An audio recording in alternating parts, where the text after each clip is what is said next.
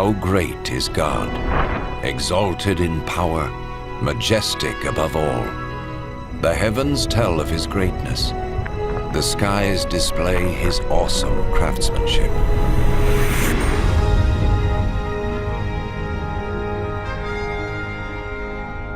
Day after day they continue to speak. Night after night they make him known.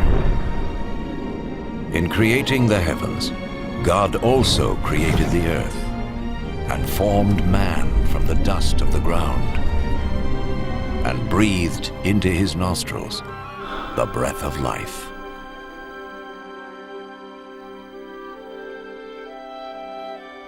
The God of love created man and woman in his own image to have a relationship with him. And so in the beginning, they revered and honored God and lived in harmony with him.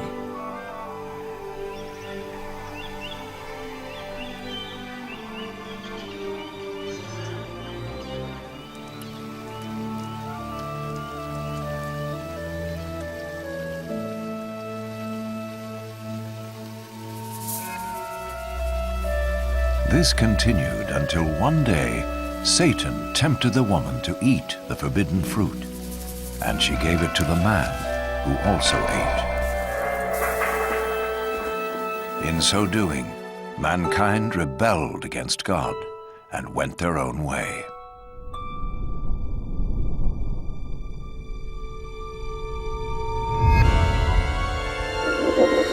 As a result of this sin, mankind was separated from God and was thrown out of the Garden of Eden. But God still loved mankind. It was never his desire to be separate from those he created. Yet how could God be holy and the source of perfect justice if he did not judge mankind for their sin? In his holy book, God reveals his plan to save the world from his judgment. One of the first to see this plan unfold was Abraham.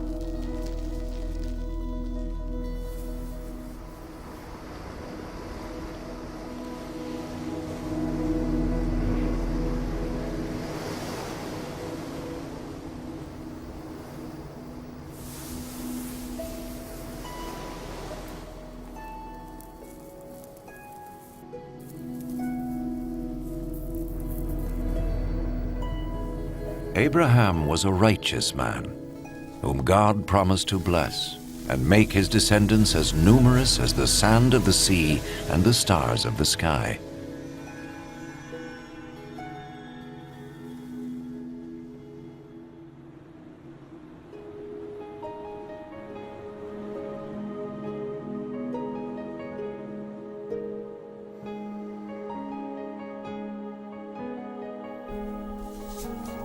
To test his obedience, God told Abraham to sacrifice his son as an offering to him. Abraham trusted God and sought to obey him.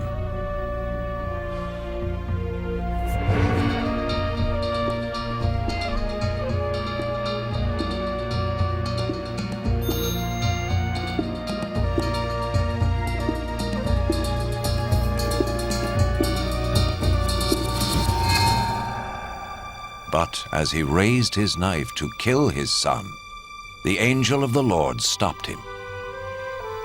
He saw that Abraham feared God and was willing to obey him.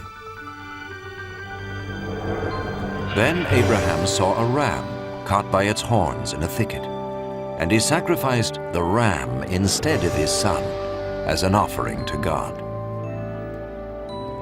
And so God showed Abraham that a lamb or similar animal was to be slain as a temporary covering for sin until God would provide his ultimate sacrifice to pay for the sins of mankind.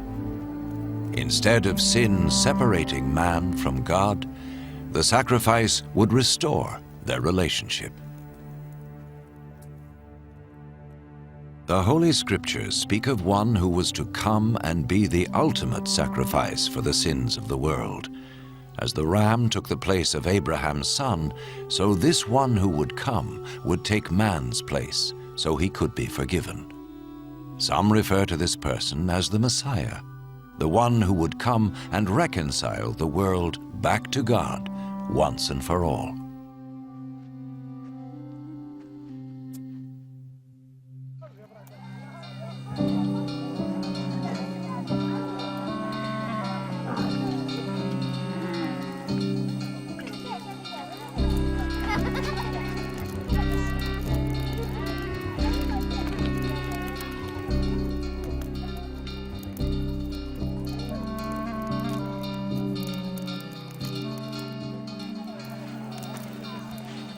The prophets predicted many things in detail about the Messiah, hundreds of years before he appeared.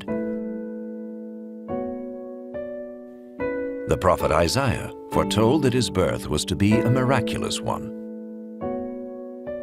A virgin would conceive a child who was to be called, in a spiritual sense, the Son of God. The prophet Micah predicted that the Messiah would be born in Bethlehem, while the prophet Zechariah foretold his entry into Jerusalem on a donkey and his betrayal by Judas, one of his followers. Isaiah prophesied what the Messiah would do when he came. The Lord's anointed will preach the good news to the poor, bind up the brokenhearted, proclaim freedom for the captives, and proclaim that the time has come when the Lord will save his people.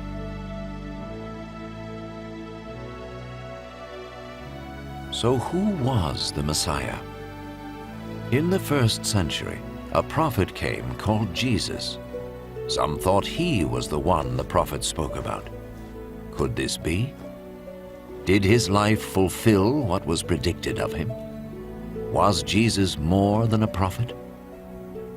What follows is his story, based on eyewitness accounts as recorded in the Holy Scriptures.